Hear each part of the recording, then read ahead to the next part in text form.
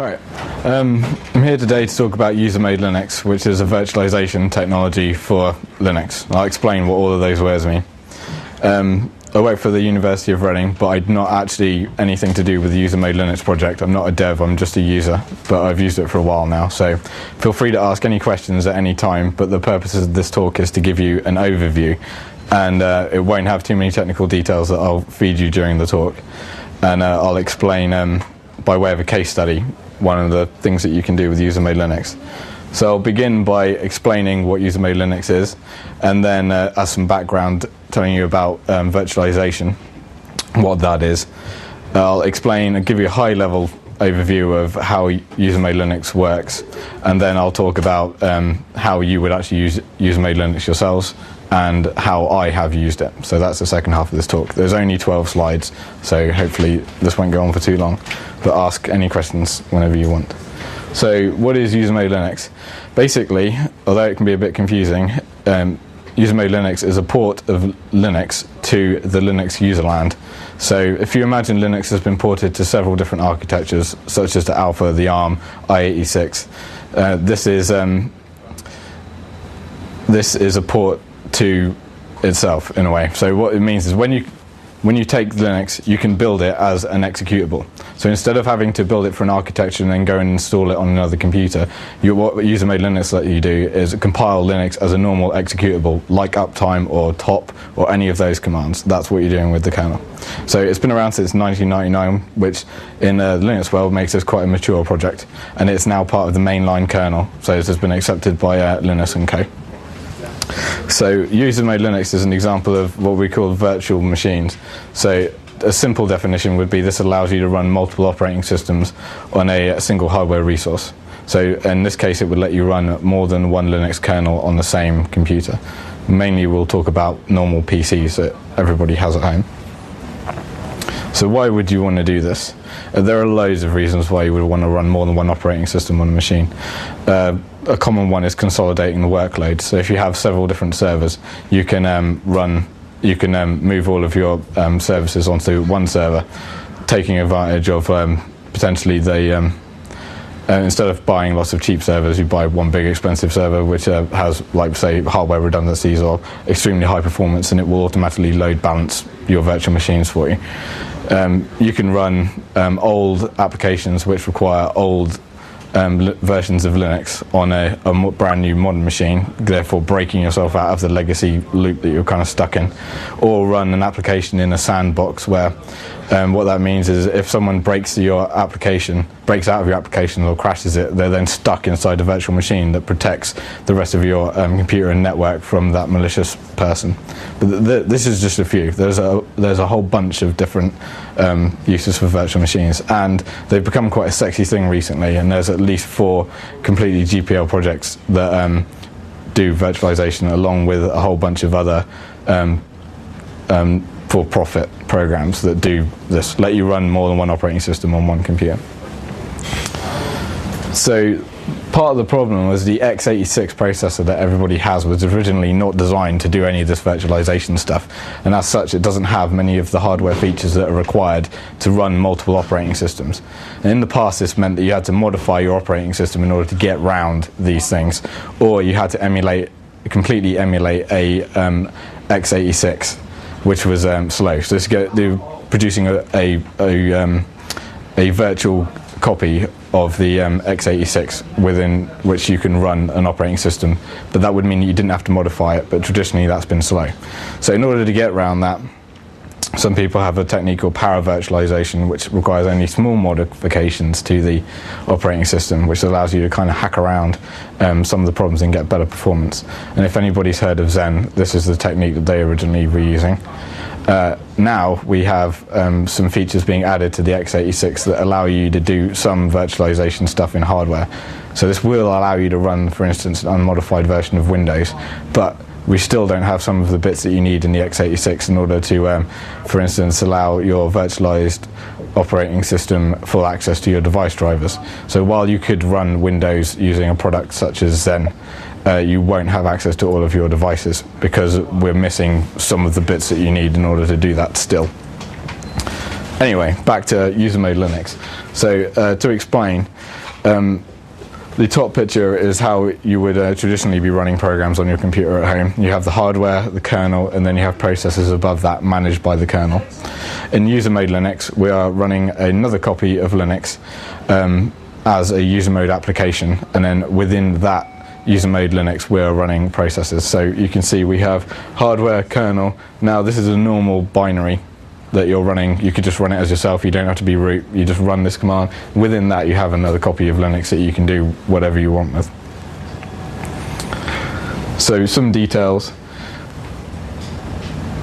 You should be able to execute your user mode Linux binary on any kernel after 2.2. This is because it is just a normal Linux. This is just a binary, just like uptime or any other command like that.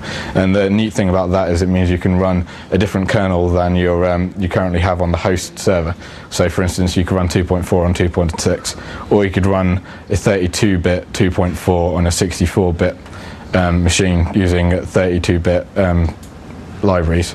So these are features that some of the other products like Zen have struggled with at the moment. So mixing and matching 32-bit and 64-bit isn't something that you can do easily. And also you can't go back in time as easily with some of them without doing full virtualization. Only other bit of technical detail. You don't have to patch your host system to run user mode Linux. But there is one patch called the SCAS patch, which make sure that the user mode Linux kernel isn't accessible from the user mode Linux address space. So what this means is that any process within user mode Linux cannot get access to the kernel, which is a very good idea for security reasons. So you would normally, if you could, you would apply the SCAS patch. So this is a very small patch available for 2.6 and 2.4. It's not very intrusive, it just makes a slight modification. This also has the benefit of increasing speed. But if you're actually going to use UML for anything, I don't know anybody who doesn't use this patch, but if you just want to play, there's no reason to, it's just a normal binary. So there was some technical stuff. I'm going to tell you what I did with user mode Linux very recently, just as an example of stuff that you could do yourself. So when I was at university, I had a whole bunch of computers all strewn around the house, and this was kind of getting out of hand. And I've consolidated nearly all of my computing needs at home onto just one server. And this server is kind of mission critical to the house. If anything breaks on that if that server doesn't work, then you can't record television, which is not a good idea because my girlfriend will freak out. So it is in my best interest to make sure that this machine does not die. And it runs Debian Sarge. It's very stable. Nothing apart from hardware, nothing has ever gone wrong with this computer. It's very straightforward. It does a lot of things, but it doesn't do anything using what I've tried to use stable software, make good choices wherever possible, just to kind of hedge my bets with regard to the stability. But there's a problem. So by putting everything on one machine, now I have no way of having a separate computer in a DMZ that I could access via the internet. So my only choice at the moment was to allow SSH access to my main server, which I didn't really want to do for obviously security reasons. But I also wanted to host services on Apache that weren't available in Debian Sarge, and I didn't want to mix and match packages or change repositories or mess about or anything like that, because this is a stable computer and don't want to mess about, has to stay working. So these are two things I wanted to do, and this is a classic chance to use user mode Linux. So we have a nice beefy server, but we want to run a different version of Linux and we want to run it in a secure environment. So to add an extra layer of security. So I'm not saying that this is a perfect solution, but it means that you would have to break into the UML, then break out of the UML, as opposed to just breaking out of SSH and having everything that I own. So I didn't want to have another server. I wanted to do this just using this one computer. So I looked at the other virtualization technologies and thought, user mode Linux is the one for me, and you can ask me why I didn't use the other ones later. But this gives me the mechanism for running Debian testing, or indeed anything else that I feel like, on top of Sarge. It's a GPL solution. I would call it mature 1999. Doesn't require any changes to the host, so it didn't affect the stability of my system, although I did apply the SCAS patch that I told you about. But that, it's a very unintrusive patch. And one of the very important things was because we're not modifying the host system, or only slightly modifying the host system, there is no performance impact on what the Debian Sarge, the big server, is doing. So while the user-made Linux process isn't necessarily running as fast as it could with other virtualization technologies, the actual server underneath is going about its daily business as exactly as it did before I started doing this. So we haven't changed the stability and we haven't affected the performance by using this technique. So high level, what you have to do in order to boot UML, there's loads of how-tos, loads of good documentation. This thing's been around for a long time, so there's how-tos for like every flavor of Linux that you want, and there are GUI tools, so you can just click buttons and stuff if that's the way you want to do things. But basically under Debian you just get the UML tools. UML is included in the mainline kernel, so if you've ever built your own kernel, you've already got the source code in order to build UML. So you just change the architecture to UML, make some decisions, build a kernel just like you would normally, but it spits out an executable instead of chucking out an image that you would load when you boot the computer. Then you need to install your guest operating system. There's loads of ways of doing this. I created some files to contain the file systems, and then used there's a Debian script which allows you to install Debian directly onto a file system without having to use the installer. There are ways of doing that for other versions of Linux as well. So now you've got a Linux kernel as an executable and a file with a file system in it with Debian installed, and this is the command that I use at home in order to start my virtual machine. So they have labels for management. I'll start from here. So this is your file system. This is a swap that it has. There's some stuff to do with how the consoles behave, talking about how to do the how it's going to do the networking, how much memory you're going to give it, and then a name for management purposes so that you can use the user-made Linux commands to do things like halt the process or start and stop it without... I tend to not do that. I just log into the machine as if it was a real machine and manage it from within there. And then automate starting the stuff, so once you've tested it. So now when I turn my server on at home, as soon as the network comes up, the next thing that comes up is user-made Linux. So by the time the machine is fully booted, there are 2 machines running on there, and I don't have to... If there was a power cut, for instance, the machine will come back and everything will be happy. So I'm now going to show you... the machine was called Gonzo. It runs on the server, which is in my loft. It runs Debian, and it provides all of the internet-facing services for my machines at home. And I'm just going to show you what that looks like. So we have...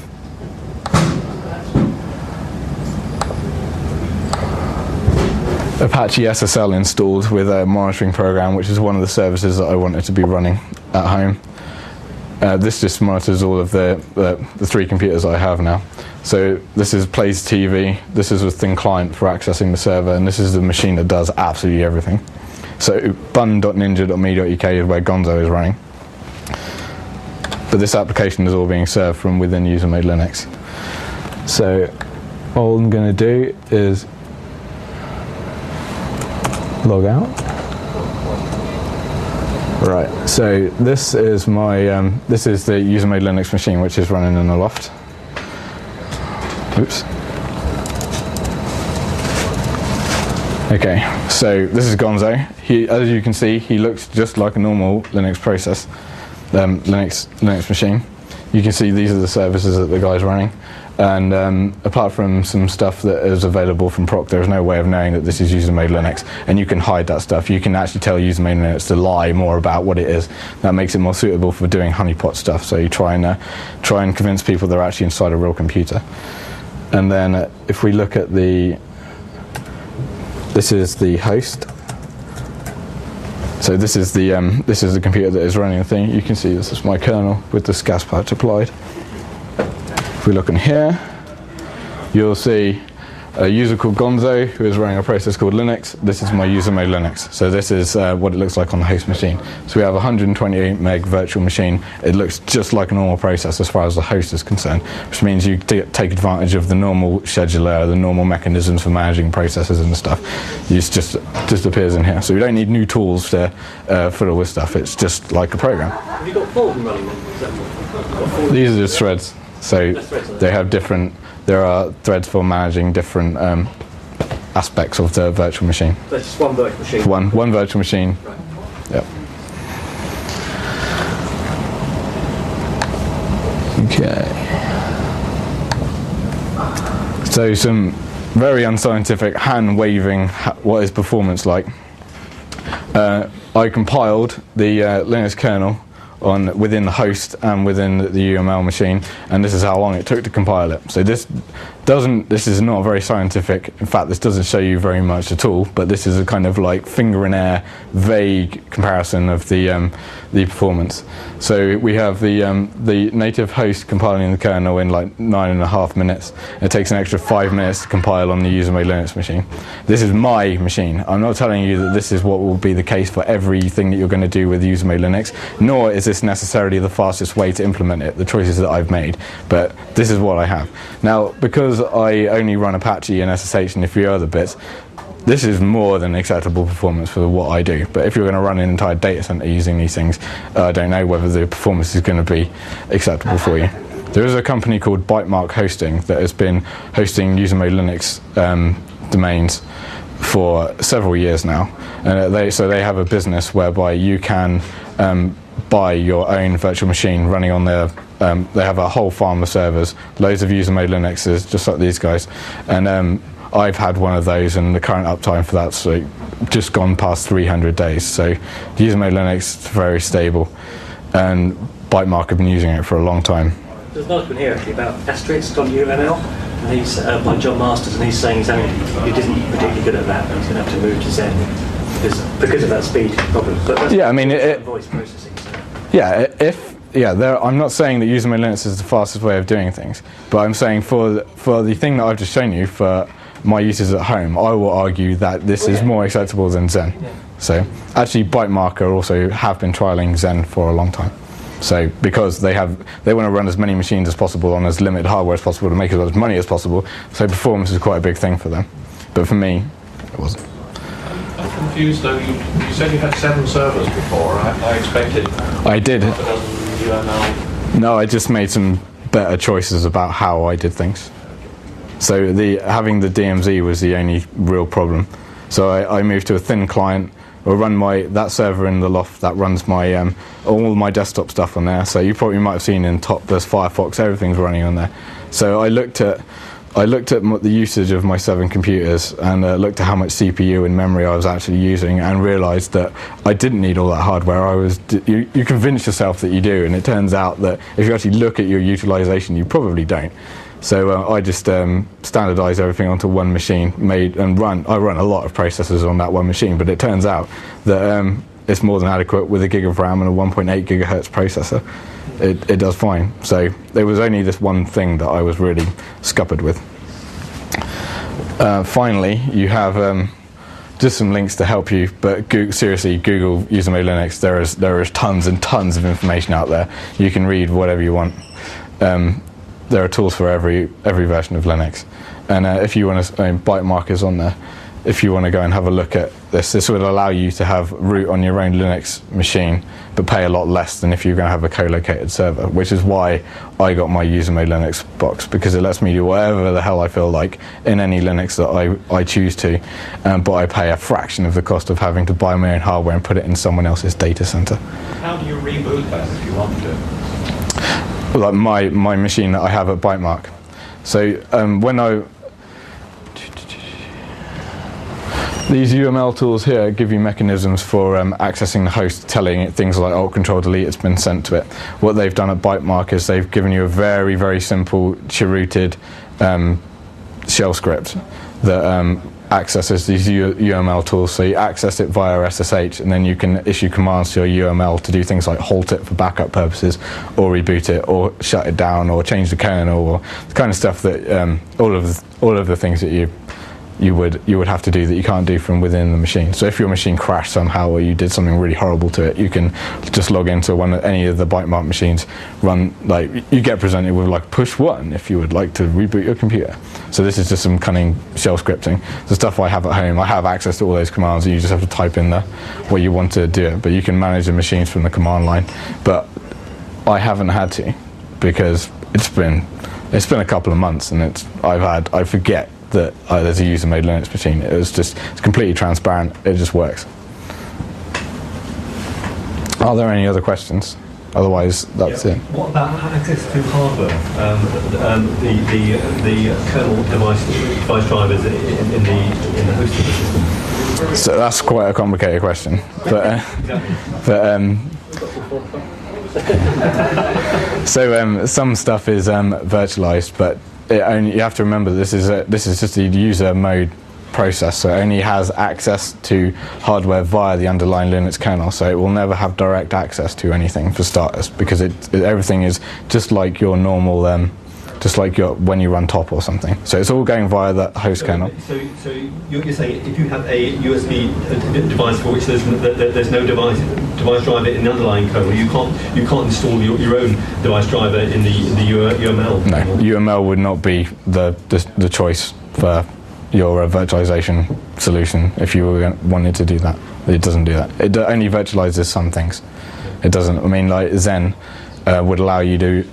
Zen, which is another virtualization product, would allow you to pass the PCI device into the domain to have direct access to it.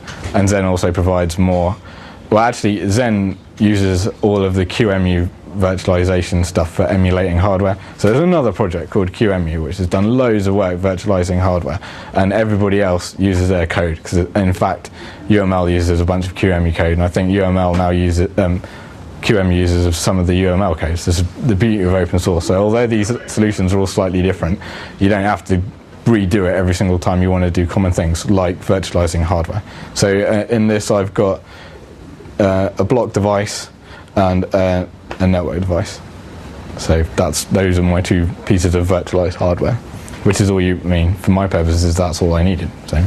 But you've also virtualized the Ethernet. Yeah, that's what I said, network and disk.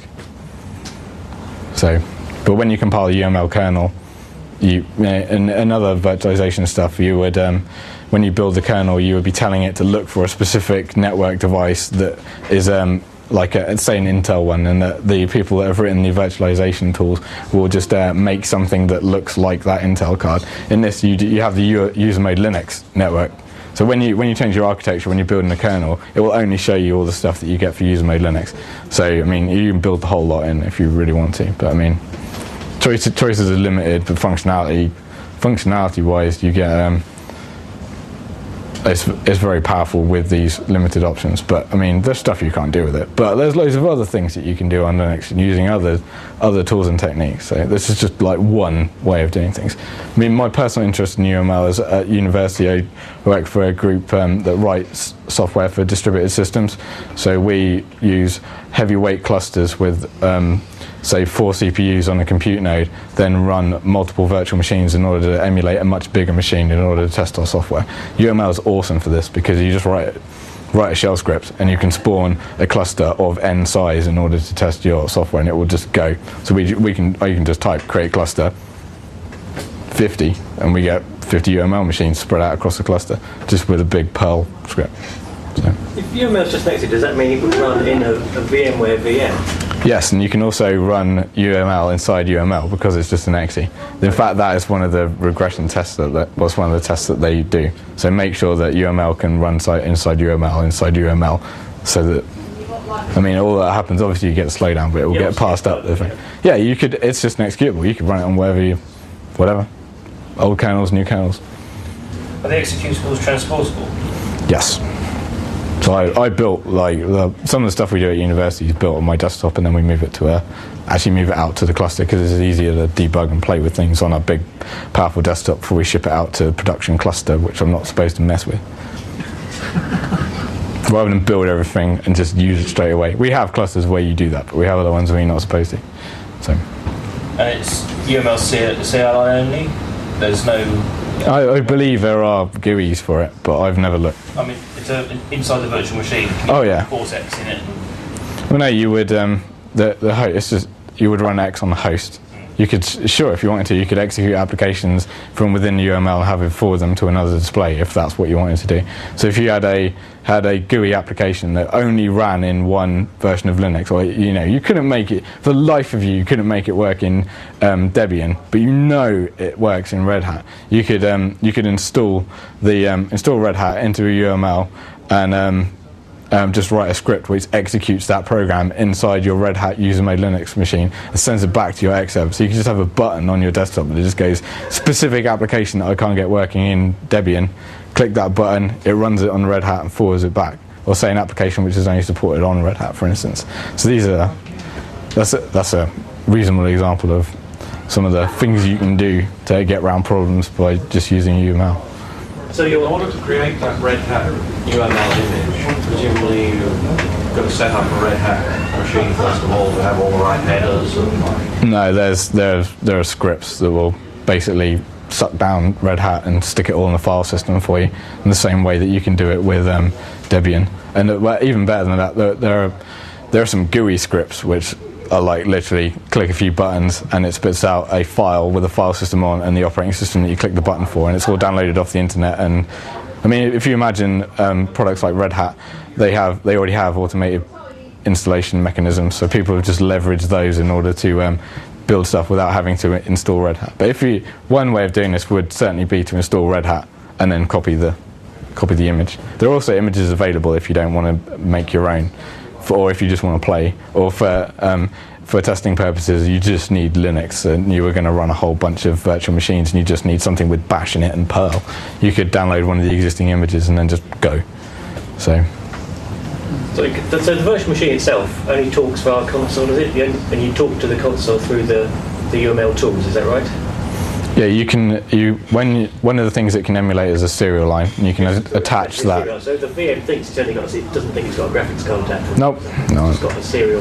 It thinks it's just got a serial. Yeah, I can't remember the exact list of everything that you can tell it that it has, but serial port is one of those, and you can either attach that to a console, or you can have it chuck up an Xterm when it starts. It's got the console already bound. Instead of running a graphics card, for example, like QEMU emulates the graphics card, doesn't it? No, this doesn't. Yeah, but I mean, yeah, that might be a problem for you. But web server's not an issue at all. So. No, I mean, for what we do with it at university, what we plan to do more complicated stuff with it at university, and what I do with it at home, this is totally cool. Do you know if there are any plans to use any of the new features in the CPUs to make it right? I've not seen. I think Jeff or whatever his name is. He hasn't said anything about that. Most of the work at the moment is making it work on. They've finally ported it to PowerPC, so you can, if you build and execute, build UML on the Power architecture, you can run it anywhere. There's another architecture they've got going. They're looking at what mechanisms for speeding things up, but I mean, I've not heard anything. I mean, in this case, I'm not sure what you would use in order to make it, the new features to make it go faster. But I'm sure. I mean, there may be ways of doing that, but he hasn't said anything about it. But. So is network access to these UML machines controlled by the host they run it? Yeah, there are loads of different ways of doing a network. In the how-to, there are like 8 mechanisms for setting up the host network. So you can have a virtual switch or a virtual hub. You can use the TUN driver, so like I have. But yeah, there are lots of different ways of doing it, and yeah, you have to make your own decision about. Some of them are harder to set up than others, but obviously they all have different features. So this is a pretty simple way of doing it.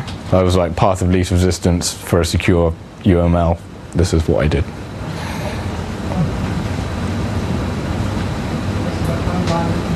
I think that might be it. Brilliant. Thank you very much indeed, Matt. Thank you.